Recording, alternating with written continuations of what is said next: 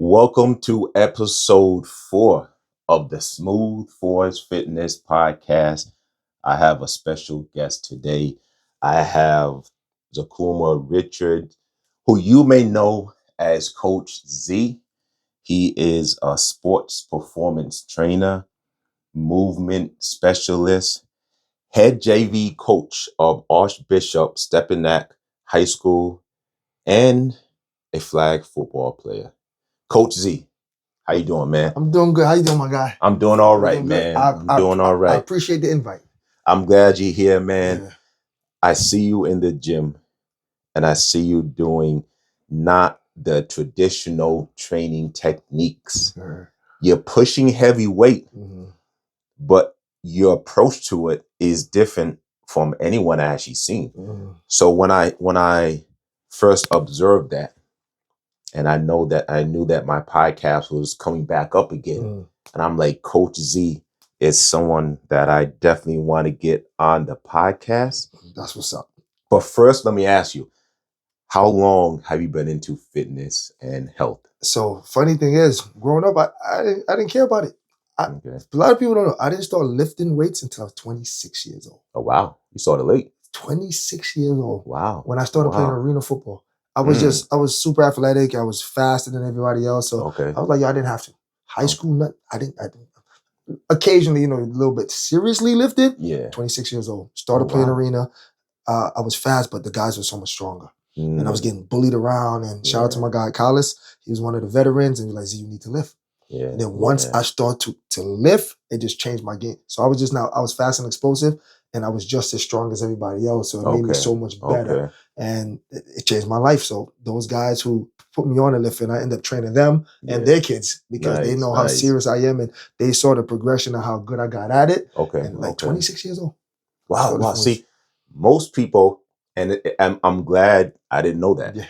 And you know what? That's actually phenomenal because I have a question that's gonna come up a little bit later about when is a good time to start lifting. You know, so I don't want to give you that question yet. Yeah. But it's in my mind that 20, because I started a lot younger. Yeah, 26. And I'm actually really surprised you started at 26. You was a grown man, you know. Once you started, I didn't know you played arena football neither. Yeah. So that's cool. But what I do know is when I see you in the gym, and you even made a post about it, you use that foam roller, I guess, to loosen up the body to start you off before that intense workout that I see you doing so often. And I also saw you do a post. You actually have a post where you're using kettlebells. So my question to you is, if you had to go 1 year, all right, only using one of those two, the kettlebells or the foam roller, what would you stick with, and why would you stick with it? So I was thinking about this, and I was going to say go without the kettlebells, but I'm going without the foam roller. I could use a medicine ball. I could use a massage gun. The kettlebell, there's so many ways, like the swings. There's so many things I can do with that. I got a thing that I do with like the chaos. I can't do the chaos without the kettlebells. And we're going to talk about the chaos spot and the chaos everything. Yeah, that's good. I'm glad you mentioned that. Right there, so I can't go without it because the chaos is very important to me. How it incorporates so many different muscle groups simultaneously when you're doing it. I tell people all the time, when you're playing sports and you're doing this, the person's moving. The person's not just standing there. True. So your training of your push or your pull should be some type of instability to try to translate to what's going to happen when you actually play. Yes. That's why I try to do the things that I do sometimes, always jumping, always running. If it don't translate, what is the reason of doing it? Yes. And something you said earlier, like you see me doing untraditional stuff, like times have to change. Yeah. And too many times I see the strength and conditioning coach in high schools are powerlifters and bodybuilders, and powerlifting bodybuilders don't play football.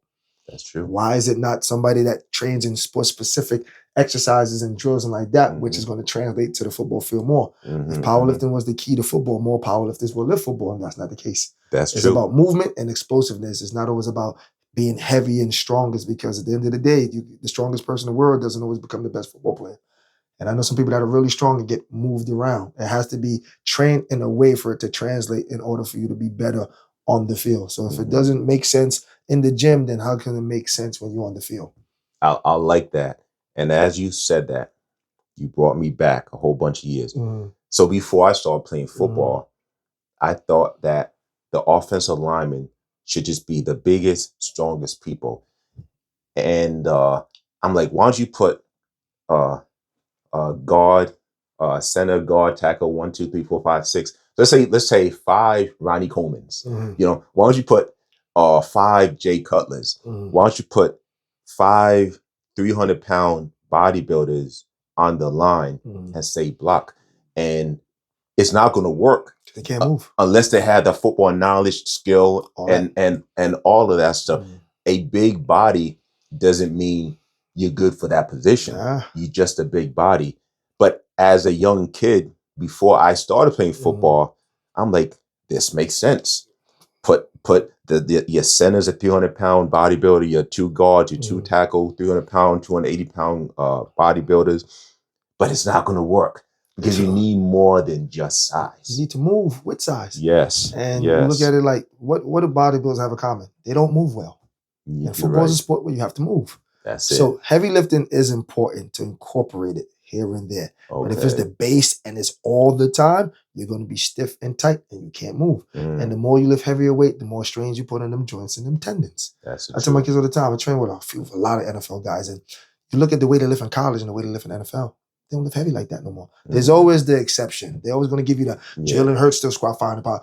At 50 quarterbacks in NFL, you're going to mention one. Yeah, that's true. It's the exception. And you have to move. You see, they get rid of all that heavy lifting. It's more weightless jumps, plyometrics, sled push, sled pull, hill sprints. More, like I said, more plyometrics and more stuff to be explosive, because you need to be explosive to be a football player to move well versus being powerful and strong. The strongest and biggest guys usually don't move as well. So why do you still incorporate heavy lifting all the time?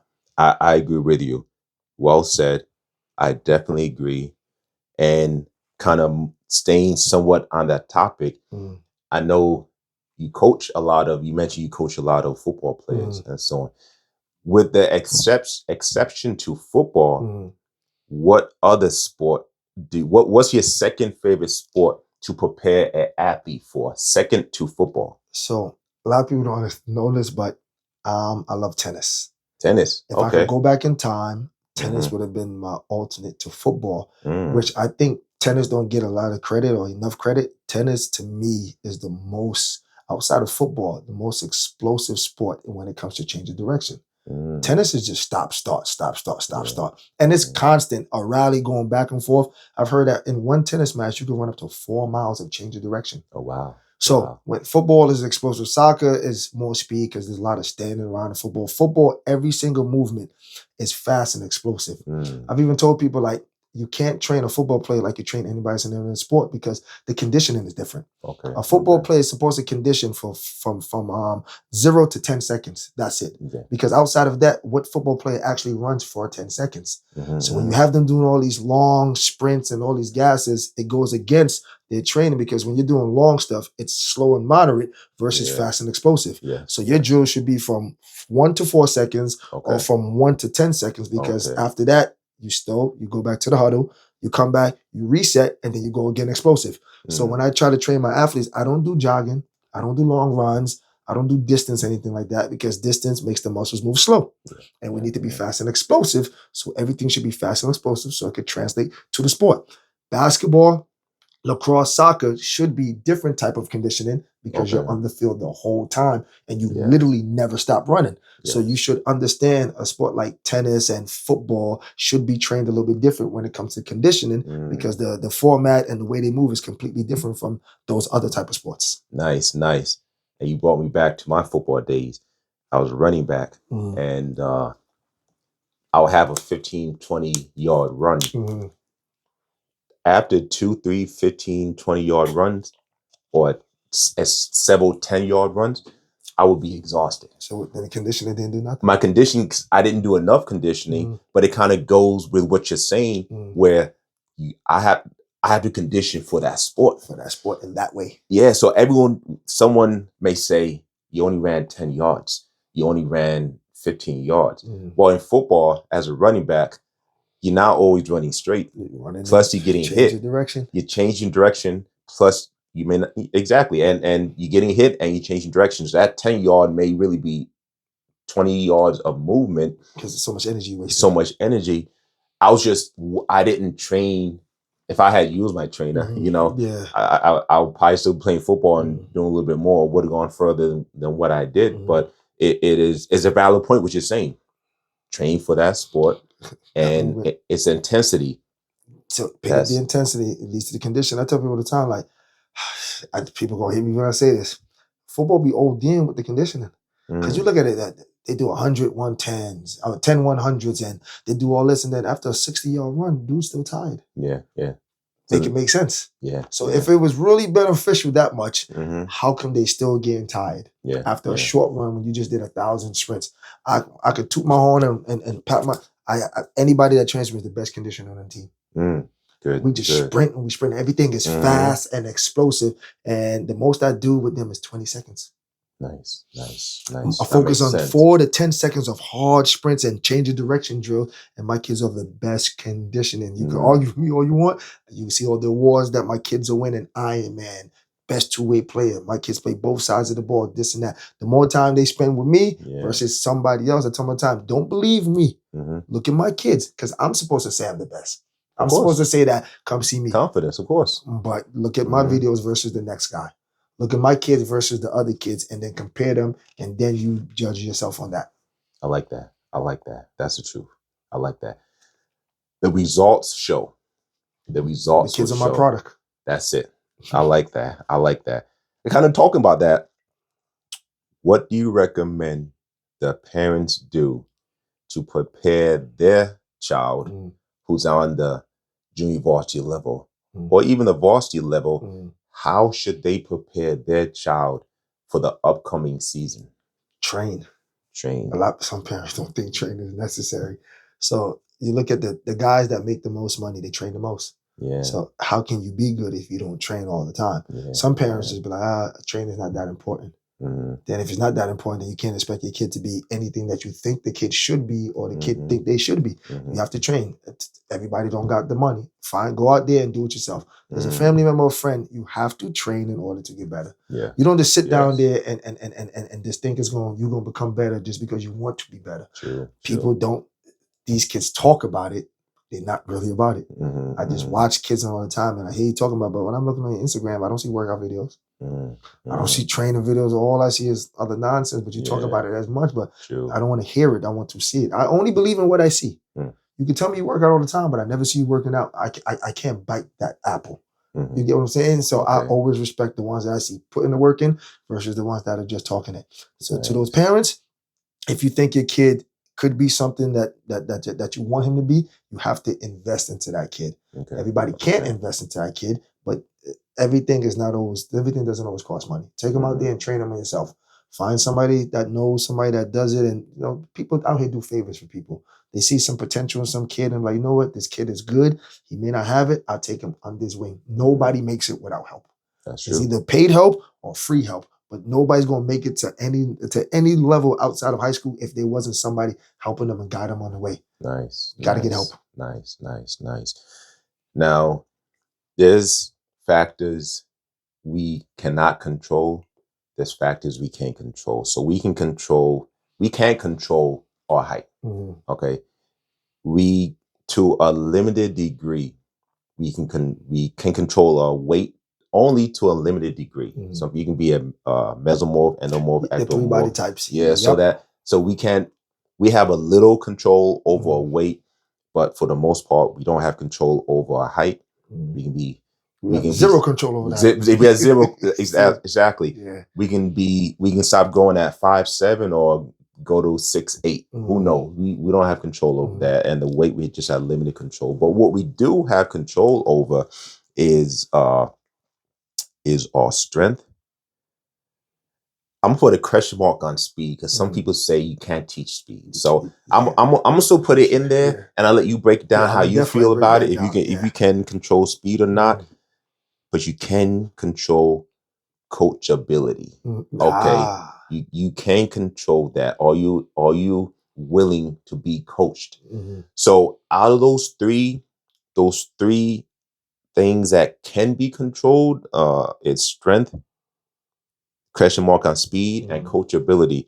What in order of most important to you as a coach to least important? They're all important, I would assume, but strength, speed, coachability in order of most important to least important, how would you list them? Coachability, speed, and then strength.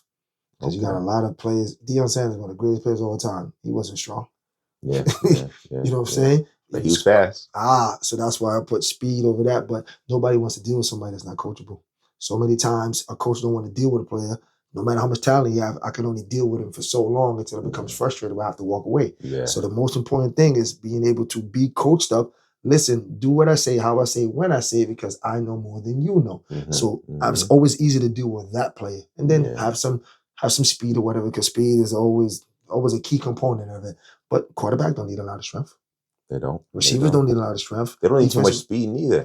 They're quarterback. Yeah, because moving out the pocket. Not everyone is. Yeah. So, but being quarterback's the most important position when it comes to being coachable. Yes. Do what your kids say, make the right reads and everything like that. Yeah. So I put strength and everything behind that because every position needs to be coachable. Yes. And speed for some, but strength, so many positions you can play without being strong, because there's a difference between strength, power, and explosiveness.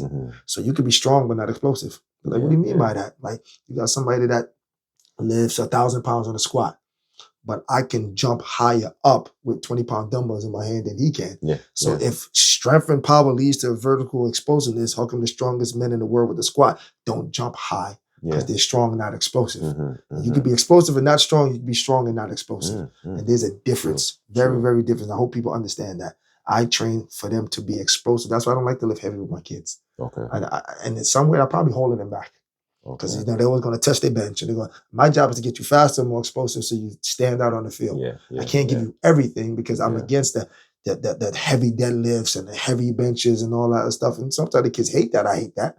But am I not getting you better? Do you not stand out on the field? Do you not get compliments on what you do and all that? So it's just one of those where just the heavy lifting is one of those things. I just be like, But it's coaching, being coachable, speed, and then I would say power. After that. Right.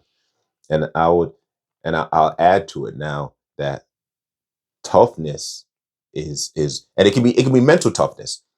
Mental toughness, being willing to make that tackle, or be willing to, as a running back or as a receiver, get hit on a play and get back into the huddle knowing that you may get hit again. That mental toughness, or the quarterback who was just sacked, be like, I'm gonna still stay in the pocket. I'm gonna find my receiver.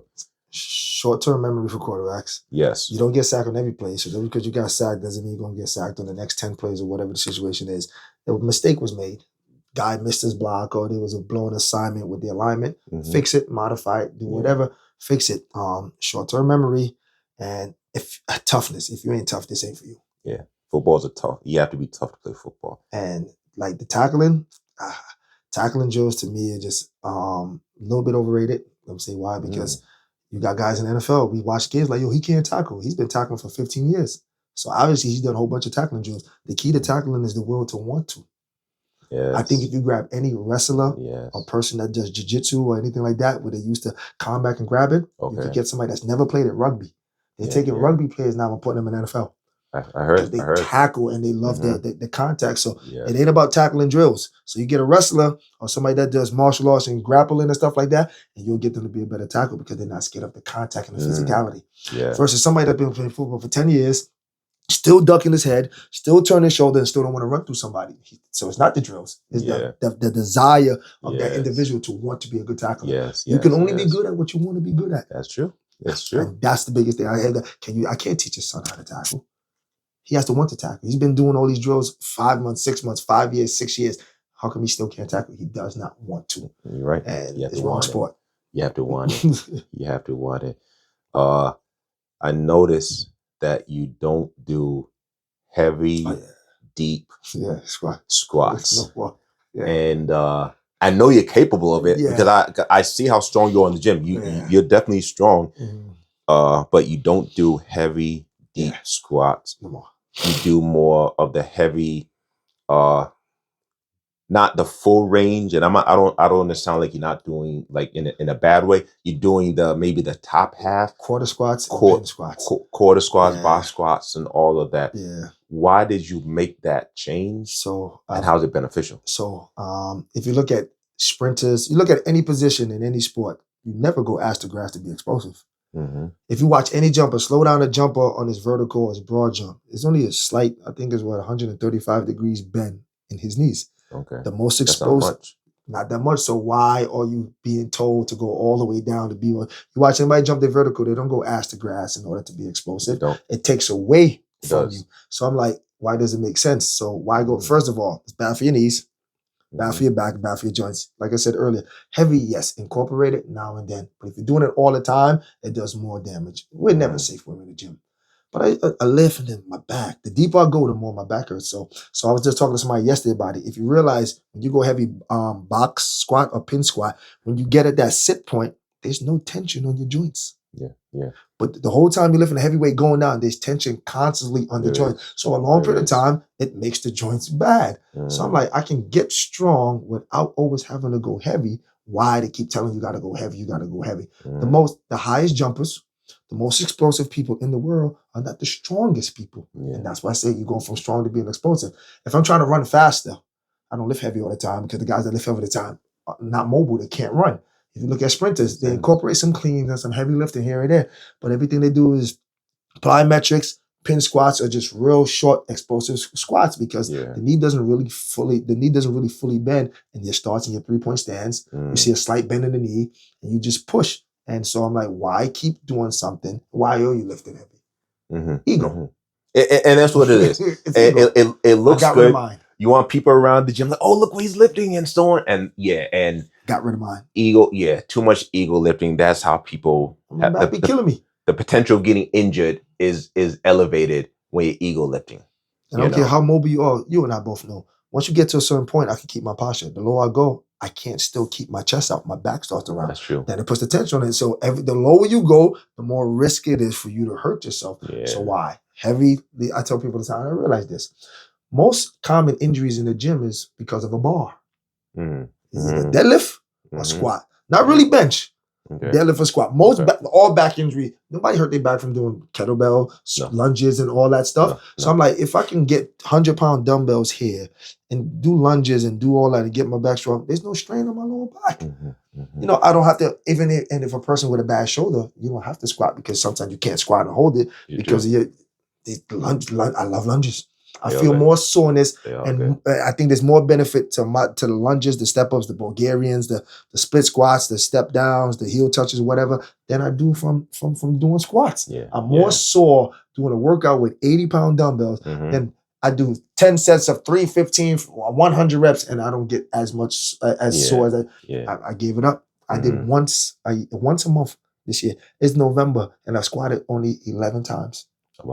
Wow, that's I said much. The first Tuesday of every month, I'm going to squat, and I think I'm going to get rid of it in general. I'm going to still do my chaos or whatever, but deep, heavy squats, I'm done with it. And you look at the guys in the NFL, what are they really doing? All those receivers lifting 400 pounds still? They're not. There's a requirement to go D1. You got to squat 400, bench 315. When you go to the NFL, they stop all that shit.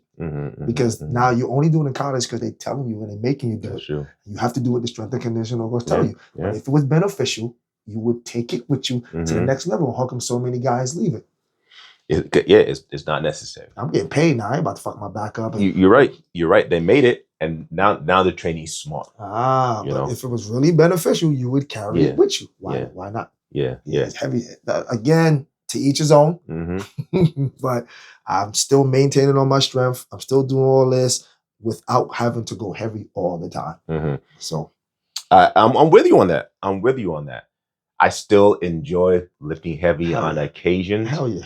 But I get 100% what you're saying. No more regular squat for me. I'm with you. I took my back. I squatted yesterday, and I haven't squatted probably for 2 years with actual decent weight. And because my back was bothering me. And my back only bothers me when I squat. Yeah. Squats and deadlift. For me, squats and deadlift. No other exercise bothers my back or bothers my back, other than sometimes, and it's a combination of sitting down. I used to sit down a lot, unfortunately, the position, the career that I had, it required me to sit, long periods of time. I think that was actually a bigger culprit. Yeah. But I agree with you. Deep squats, deadlifts, they're probably not the best. I don't deadlift no more at all. Yeah. I forgot his name. If you're watching this, I think he's one of the world's greatest deadlifters. He said it. If you're not trying to deadlift to compete, don't deadlift. A lot of people say don't. This is a deadlifter. You don't need to deadlift to be explosive. Yeah. That fucks your back more than anything. Yeah. Well, I used to deadlift 525, and I've done 4 or 5 deadlifts for like 12. I'm like, yo, my back. And regardless if it's a sumo or traditional, I never do traditional. Traditional is just way bad in your back. Yeah. Sumo, you get to keep yourself upright and incorporate your legs more. Yeah. And it's just like, why? Because in football, you're never in that position wide like that for it to translate to what you're doing. Well said. You're right. You're right. Like, let's make sense. Narrow base. In order for me to jump up or go forward, my base is narrow. Anything I do like this doesn't translate to a vertical because I can't translate to the same type of explosiveness if the base is more narrow or more wider than what you're trying to be explosive for. Yeah. So why are you doing squats so wide? So take lighter weight. Just focus at that depth that you're going to go jump your vertical, whatever. Okay. And focus on moving it fast and explosive. Because a vertical is like this. Yes. So when you lift a heavy weight, it doesn't translate to you being explosive. So I say, let's get rid of that because it's not slow and steady. It's fast and quick. Yeah. So everything should be at that depth and just try to move the weight as fast as you can. Take lighter weight, move it more times and move it fast. Yeah. Translate to more speed and more explosiveness when it comes to being on the field. I'm with you. I'm with you on that. And that leads into my next question. I'm actually curious to see. I feel like I kind of know what you're going to say. When I was young, I started lifting weights at 12. Push-ups. Then I got into bench pressing around 12. And the only reason I remember that was I was told you shouldn't lift until you're 13. Yeah. Okay. So my question to you is, how do you feel about that? Do you agree that kids should not lift until they're at least 13? And if you do agree with that, what's a substitute to lifting weights?